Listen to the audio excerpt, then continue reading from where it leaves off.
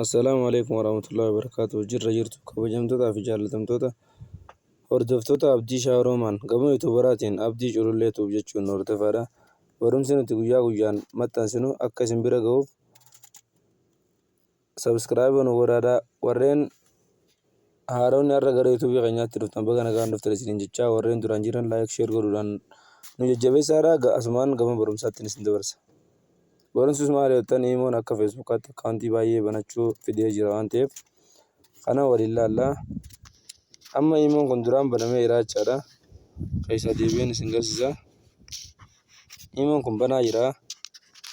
Akkanatti irra gadooyina. Yeroo akkatti irra gadooyine haala kanaan mallattoo iddoo kanarratti dooyina jechaadha. Kanneen qalama diimaa irra barreessu kan argaa jirtan fakkaata. Yeroon haala kanaan asirratti kana gadi tuqaasu akkana naaf fida moora kan jiru kanarra dhoyina. San booda akkaawuntii kanarratti dhoyina jechaadha. Isa kana argaa jirtan fakkaata. Isa kanarratti dhoyina. Yeroo isa kanarratti akka dhoyine akka nuuf baasa. Amma imo baay'een asirraa qabu waan taateef imo biraa tan asirratti barreessuudhaaf qophii xumureen jira jechaadha. Kanaafuu na waliin ilaalaa akkaanan itti barreessus na hordofaa isiniin jedha.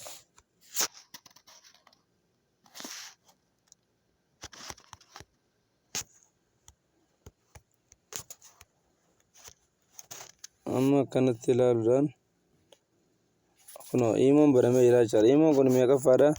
Imoon kun afuraffaadha. Imoon takkichi kanarratti takka lama sadii afur inni fakkaata argaa jirtan fakkaata. Takka lama sadii afur argaa jirtan fakkaata. Afranuu haala kanaan irraa fayyadamaa isiniin jedha. Akkuma feesbuukaa akkaawuntii baay'ee banachuu eegaleera imoonis waan taateef irraa fayyadamaa isiniin jedha.